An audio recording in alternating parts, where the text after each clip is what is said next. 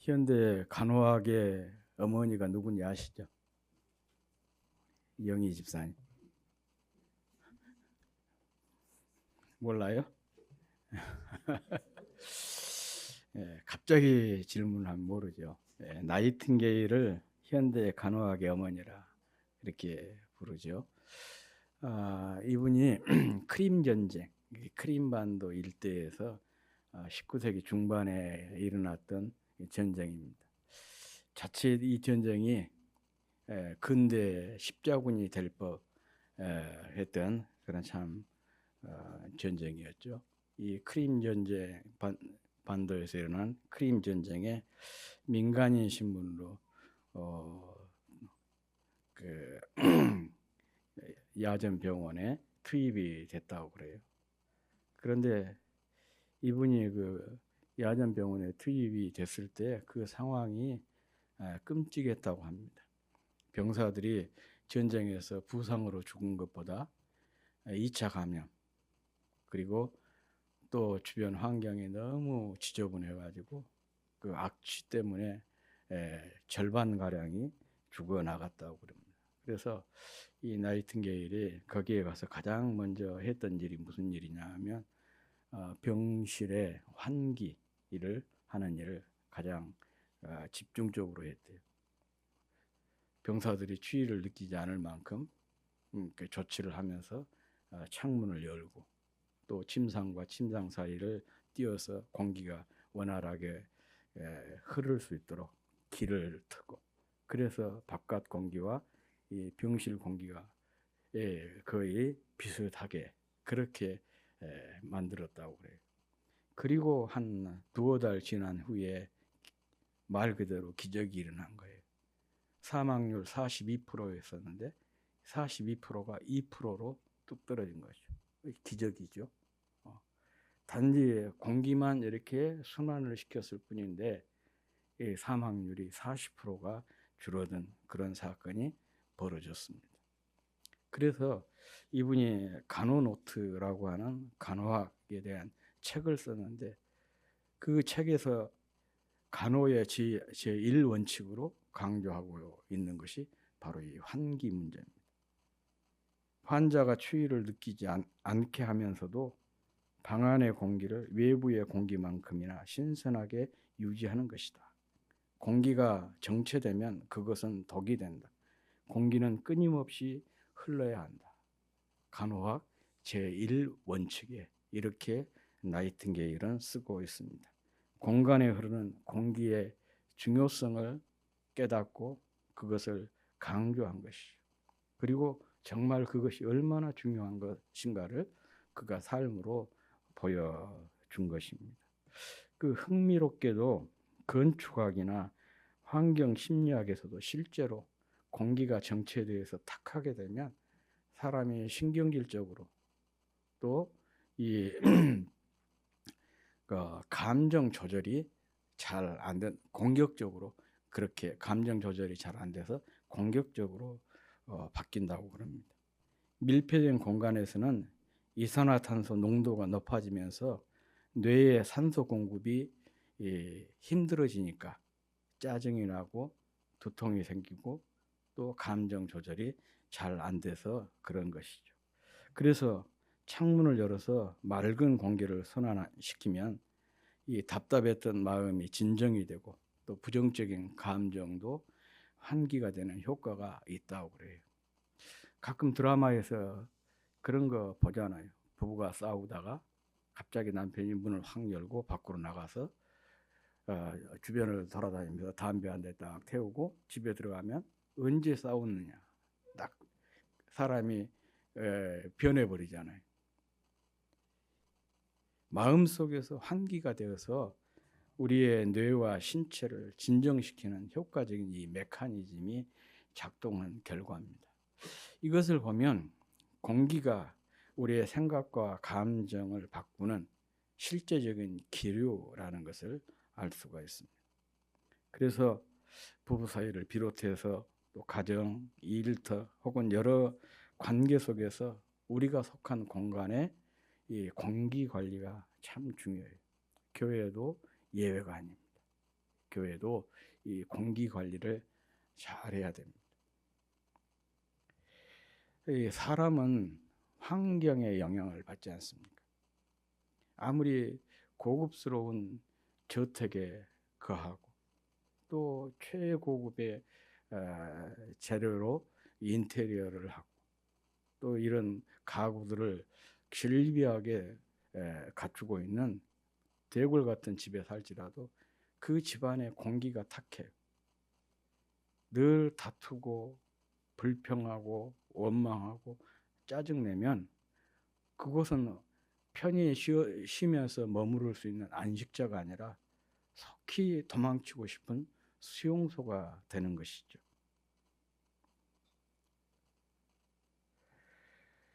사실 한 사람이 성내고 다투기 시작하면 그 공간의 공기는 금방 얼어붙게 됩니다.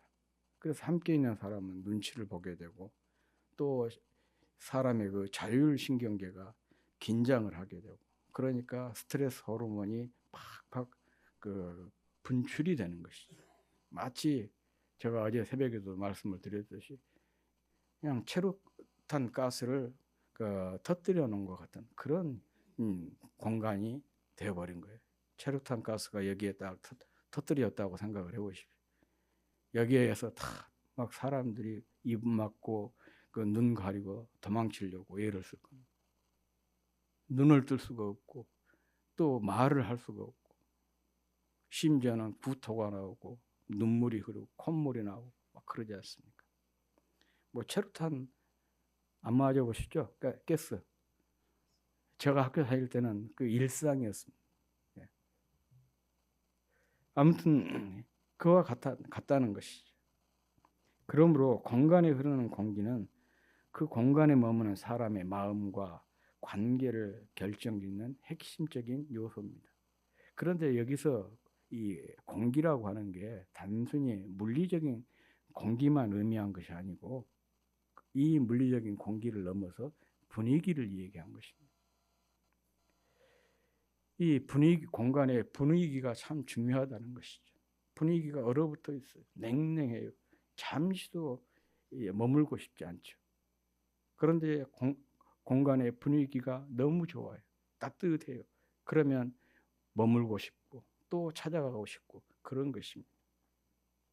오늘 본문은 이 점을 다소 과격하고 역설적으로 우리에게 말씀을 하고 있습니다. 우리 같이 한번 읽어보겠습니다. 본문 말씀 시작. 다투며 성내는 여인과 함께 사는 것보다 광야에서 사는 것이 나으니라. 21장에 보면 본문과 비슷한 말씀이 9절에도 나오고 있습니다. 다투는 여인과 함께 큰 집에 사는 것보다 움막에서 사는 것이 나으니라 그랬어요. 오늘 본문에 나온 다투며 성내는 여인 혹은 다투는 여인이라고 하는 것은 이 공간의 공기를 망가뜨리는 사람을 뜻하는 것이죠. 분위기를 깨뜨리는 사람을 의미한 것입니다. 다시 말하면 젖은 담요와 같은 사람이에요. 불이 활활 타오르게 있는데 물을 한 병 먹은 담요로 딱 덮으면 어쩝니까? 그 불이 금방 꺼져버려요. 또한 어떤 사람들의 에너지를 쫙쫙 빨아들이는 에너지 뱀파이어와 같은 그런 존재를 의미한 것입니다.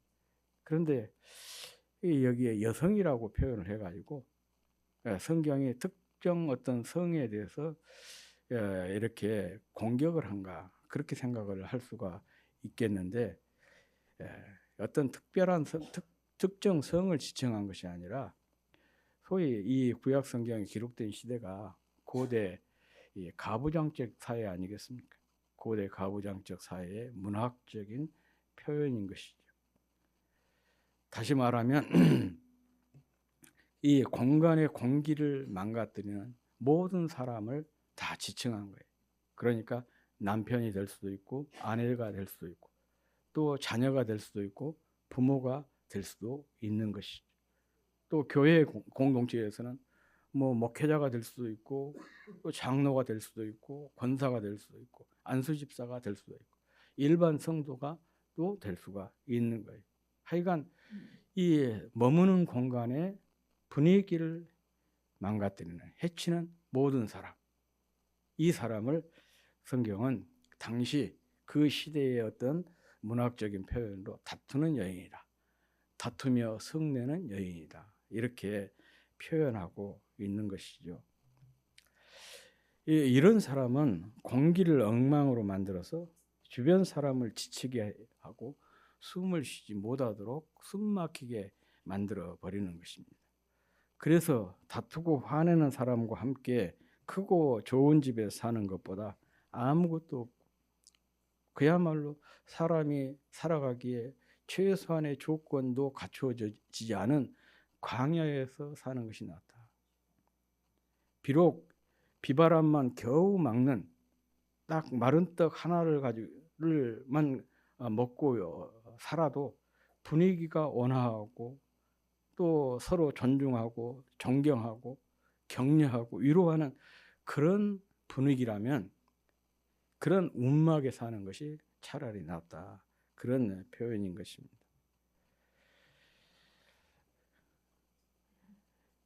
한번 우리가 이 말씀 앞에 진지하게 내 자신을 한번 점검을 해봐야 될 필요성이 있습니다. 있는 곳마다 공기를 망치는 담요와 같은 사람, 젖은 담요와 같은 사람, 에너지 뱀파이어와 같은, 또 분위기 빌런이라고도 그러죠. 예, 분위기 빌런과 같은 그런 사람은 아닌지 한번 우리가 깊이 새겨봐야 될, 자기를 한번 돌아봐야 될 그런 볼 필요가 있습니다. 사실 성도는 어디서든 분위기 메이커가 돼야 돼요. 이는 분위기 메이커가 된다는 것은 뭐 그런 표현들 많이 있고 그 소위 말하면 공기청정제, 이게 산세베리아가 공기를 정화시키잖아요. 이 공기 정화기 같은 그런 사람이 바로 성도여야 되는 것이죠. 이건 단순히 사람들을 재미있고 즐겁게 만드는 것을 넘어서 어디를 가든지 그곳의 공기를 긍정적이고 선하게 만드는 사람, 화목하고 평안하게 바꾸는 사람, 경건하게 바꾸어주는 그런 사람이 되어야 된다는 것입니다. 다시 말하면 머무는 곳마다 갈등 대신 화평을 심고 차가운 분위기를 예수님의 사랑과 친절로 녹아내고 주변 사람들의 마음을 평안하게 열어주는 그런 사람이 바로 성도라는 것입니다. 척박한 땅에 나무를 심어서 숲을 가꾼 사람들 얘기가 가끔 나오지 않습니까? 바로 성도는 이런 사람이라고 저는 이미 되어야 된다고 믿어요. 주변으로 영적인 활력과 은혜를 흘려보내서 주변을 말 그대로 힐링의 숲으로 만드는 사람. 그래서 내가 머문 그곳이 천국의 분점, 천국의 출장소가 되게 만드는 그런 사람이 바로 성도여야 하는 것입니다. 그렇다면 우리가 어떻게 내가 있는 곳을 힐링의 숲으로, 천국의 출장소로 만든 분위기 메이커가 될 수가 있을까? 빛이 어둠을 몰아내고 소금이 맛을 내듯이 우리가 속한 가정, 일터, 교회, 공동체의 색깔을 더 아름답고 살맛 나도록 바꾸어주는 이런 분위기 메이커가 될 수가 있을까? 제가 한 4가지로 생각을 해보았습니다. 첫째는 이 불평의 흐름을 끊고 감사의 말을 채우는 것입니다. 말이에요. 사람이 모이면 자연스럽게 부정적인 말을 할 수가 있습니다. 누군가를 비난하고 또 어떤 일에 대해서 불평을 할 수도 있고 불만을 쏟아낼 수도 있어요.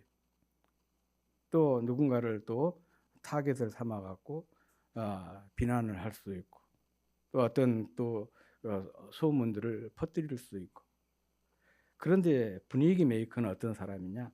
그 부정적인 흐름을 아주 지혜롭게 끊는 사람입니다. 비난이나 불평이 시작될 때 거기에 그냥 동조하는 것이 아니라 말의 방향을 믿음과 감사로 바꾸어 놓는 사람이에요. 이런 사람을 가리켜서 분위기 메이커라. 사실 말이라고 하는 것은요, 공간의 공기를 순식간에 바꾸는 그런 어떤 그 방향제와 같은 역할을 합니다. 즉 공간의 공기를 바꾸는 아주 그 중요한 도구가, 최상의 도구가 말이라는 것이죠. 물론 그 반대도 마찬가지입니다. 말 한마디로 온화했던 그 평화로웠던 그 분위기가 갑자기 그 냉랭해지고 얼어붙는 경우도 있고, 얼어붙은 분위기가 말 한마디 때문에 금방 그 풀어지는 그런 경우가 있습니다. 바로 이런 것이 첫 번째가 불평을 끊고 감사의 말로 채우는 것.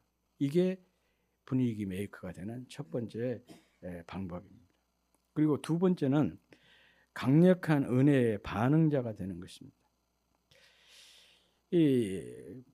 구체적으로 우리가 지금 예배를 드리고 있기 때문에 이 예배를 가지고 이 얘기를 하자면, 앞장서서 은혜를 사모하는 태도를 보여주는 것만으로도 분위기를 바꾸는 데 충분한 역할을 하게 됩니다. 예를 들어서 한 10분이나 15분 먼저 와가지고 열심히 기도하고, 또 경비와 찬양팀과 더불어서 함께 열심히 찬양하는 것, 또 와서 앞자리 그리고 안자리부터 앉는 것, 이런 모든 것들이 이 분위기를 바꾸는 그런 행위들인 것이죠. 설교를 들을 때도 마찬가지입니다. 설교를 들을 때도 그 고개를 끄덕이면서, 또 옆에 있는 사람들이 들릴 정도로 감동이 되는 부분, 그런 부분에 대해서 아멘으로 이렇게 화답을 하는 것, 이런 것들이 분위기를 바꾸는 굉장히 중요한 역할을 해요. 물론 우리가 그 뭐입니까? 11월 달에 하는 다니엘 기도에 보면 매년 그 사람은 그 여전하대요.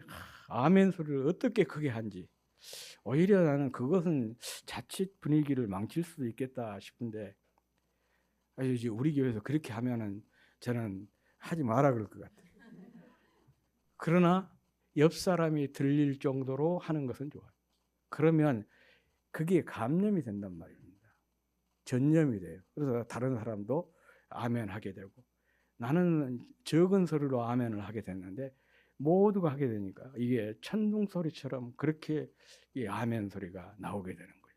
그런 분위기, 이거 자체가 소위 말하면 이 은혜의 반응인 거예요. 이것이 바로 두 번째로 이 공간에 흐르는 공기를, 분위기를 바꾸는 비결이다. 그리고 세 번째는 보이지 않는 곳에서 영적 카펫을 까는 거예요. 이 분위기 메이커라고 하는 것은요, 무대 위에서가 아니라 무대 뒤에서 빛이 나는 것입니다. 모임이 시작되기 전에 이미 그 자리를 미리 준비해 놓고 카펫을 깔아 놓는 것이죠. 그래 놓고 거기에서 기도하는 거예요. 하나님, 오늘 우리가 또 6월 28일 6월달 마지막 예배를 11시부터 드리게 되는데, 우리가 드리는 이 예배 가운데 성령의 기름 부음이 있기를 원합니다. 또 이 예배에 참여한 모든 지체들의 마음의 빗장을 열어주시고 모든 사람들이 은혜 속에 깊이 잠기게 해주십시오.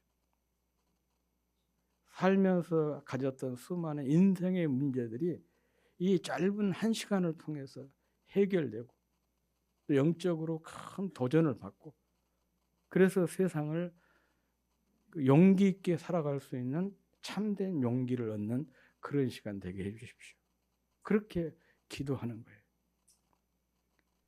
이 앞에서 드러나지 않지만 뒤에서 보이지 않는 곳에서 이렇게 영적인 기도의 카펫을 깔아놓고 기도하는 것, 그것이 또 교회의 이 신앙 공동체의 공간의 공기를, 분위기를 바꾸는 아주 중요한 일인 거예요.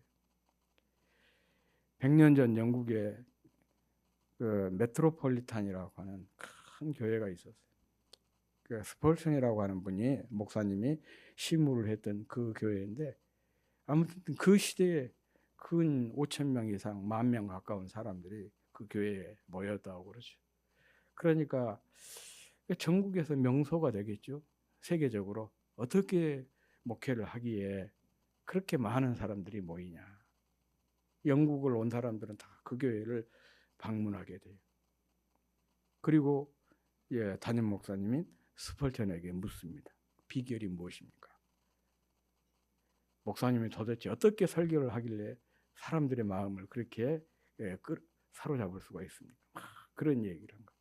그러면 이 목사님이 아무 말씀하지 않고 자기 교회 지하실로 그 방문객들을 인도한대요. 한 300여 명 이렇게 모일 수 있는 공간인데, 거기를 딱 보여주면서 여기가 우리 교회 부흥의 영적 발전소입니다. 그렇게 얘기를 한다는 거예요. 아니, 그 지하 이 공간이 무슨 영적 발전소인가? 이제 되묻지 않겠어요? 성도들이 이 예배가 있기 전에 한 시간 전에 300여 명의 성도들이 미리 와가지고 여기서 기도를 한다는 거예요. 오늘 예배를 위해서, 또 예배에 참여할 사람들을 위해서, 또 이 사람들 앞에서 설교할 목사님을 위해서 기도한다는 것이죠. 그래서 우리 교회가 이렇게 이 영적인 힘을 얻어서 부흥하게 된 것입니다. 그렇게 얘기를 했다는 거예요. 전에 제가 조영기 목사님 설교를 듣다 보니까 조영기 목사님도 그런 얘기를 하더라고요. 아프리카 쪽에 가고 설교를 하면서 거기에서 막 이적들이 많이 일어났어요. 기적들이. 그런데 그분이 그런 얘기를 해요. 나 인간 조영기가 어떤 뭐 특별한 능력이 있어가지고 이런 일이 일어난 것이 아니고, 지금 내가 지금 아프리카에 와서 이렇게 여기에서 설교를 하고 있는데, 여의도 순복음교회 내가 섬기고 있는 교회, 우리 교회 성도들이, 장로님, 권사님, 이분들이 금식하면서 지금 교회에서 밤낮으로 기도하고 있다. 이분들이 내 뒤에 에서 이렇게 영적으로 힘을 모아주기 때문에 나를 통해서 여기에서 이렇게 하나님의 역사가 나타나고 있는 거다. 그런 그 간증을 하시더라고요. 그게 참 굉장히 그 감동이 된 그런 부분이었습니다. 이 점이 중요한 거예요. 교회의 영적인 분위기를 주도하는 것이 바로 뭐냐? 영적 보이지 않는 곳에 영적 카페트를 깔고 함께 사람들이 무릎 꿇어 기도할 때, 그것이 바로 교회의 영적 분위기를 바꾸는 아주 중요한 요인이 된다는 것입니다. 그 큰 교회 목사님들이 그 설교를 잘하잖아요. 잘하니까 역시 사람들이 많이 모이는데, 그런데 가만히 생각해 보니까 잘할 수밖에 없겠어요. 이렇게 뒤에서 후원하는 그 세력들이, 기도하는 그 사람들이 많이 있으니까. 그런데 이제 적은 교회는 이런 중보 세력들이 없잖아요. 홀로 서기를 해야 돼. 그러니까 잘 안 되는 것 같아요. 이 분위기가 참 중요하잖아요. 예. 그때 여전도에 그 연합회를 우리 교회에서 할 때 제가 설교를 했는데 누가 그러더라고. 목사님이 설교를 잘하신다고. 아마 기도 많이 한 권사님들, 그런 분들이 와 있으니까 그런 게 아닌가. 저는 제 자신이 말을 잘 못한다고 늘 생각합니다. 그리고 눈을 이렇게 아이 컨택트를 해야 된다고 하는데, 제가 이것 보고 뭐라고 합니까? 대인 공포증이 있어가지고 여러분들이 잘 못 쳐다봐요. 딱 이렇게 한 사람 한 사람 쳐다봐야 되는 거예요. 그래도 볼 건 다 봅니다. 그래서 내가 설교를 잘한다, 말을 잘한다라는 생각을 한 번도 해본 적이 없는데, 어느 큰 교회에서 한번 또 그 헌신 예배 인도해 달라고 해서 가서 설교를 했어요. 설교를 딱 하고 내려오니까 어떤 장로님이 저를 손을 딱 잡고 뭐라고 얘기를 하냐면, 제가 생전 처음 들은 얘기, 목사님처럼 이 얘기를 재미있게 잘하는 분 처음 봤더니. 그래서 이거 너무 제가 생각한 거고 너무 다른 얘기를 해서 깜짝 놀랐었는데, 왜 그럴까 곰곰이 생각을 해보니까 바로 그 분위기에. 아무튼 중요한 것이 바로 이 영적 카펫을 까는 것이다. 그리고 마지막 네 번째는 먼저 다가가고 기꺼이 손해보는 사랑의 사람이 되는 것입니다. 이 영적 권위나 영적 영향력이라고 하는 것은요, 어디에서 나오는 거냐? 섬김에서 나오는 것입니다. 먼저 다가가 반갑게 환영하고 손 잡아주고 또 따뜻하게 인사를 나누는 것. 굳은 일에 먼저 손을 내밀어서 내가 섬김에 앞장서는 것. 그럴 때 또 주변에서 나도 당신처럼 그렇게 섬기는 사람이 되겠습니다 라고 사람들이 일어나게 되는 것이죠. 이 영적 공기라고 하는 것은 이렇게 강력한 전념성을 가지고 있습니다. 공간을 바꾸는데 제가 말이 중요하다, 첫 번째로 말씀을 드렸는데, 말보다 더 중요한 것이 바로 이것이에요. 행동으로 실천하는 하나의 그 품격입니다. 말을 행동으로 실천해내는 그 품격. 이것이 공간의 공기를 바꾸는 아주 중요한 요인들이죠. 바로 이 네 가지입니다. 말과, 두 번째는 그 반응과, 세 번째는 그 기도, 마지막으로 행동. 이것이 분위기 메이커가 되는 비결입니다. 냉랭한 얼음도 뜨거운 불 곁에 있으면 녹아내리지 않습니까? 한 사람의 뜨겁고 진실한 영적 분위기 메이커가 있으면 반드시 그 공간의 분위기는 바뀌게 되어 있습니다. 공동체의 영적 분위기를 바꾸어내는 저와 여러분이 되었으면 좋겠습니다. 그러므로 주변을, 혹은 우리는 흔히 그러죠. 우리 교회에 늘 공기를 흐린 사람은 누구 때문이다. 우리 가정의 분위기를 망친 사람은 누구 때문이다. 자꾸 우리는 탓하기에 바쁜데, 다른 사람을 탓하기에 앞서서 이곳의 영적 분위기 메이커, 그가 바로 내가 돼야 되겠다. 그런 결단이 참 중요합니다. 특히 우리 가정, 교회의 영적 분위기를 바꾸는 분위기 메이커가 모두 될 수 있기를 주의 이름으로 축복합니다. 그러면 우리가 있는 곳이 곧 힐링의 숲으로, 또 천국의 출장소로 바뀌게 되는 은혜가 있을 줄로 믿습니다.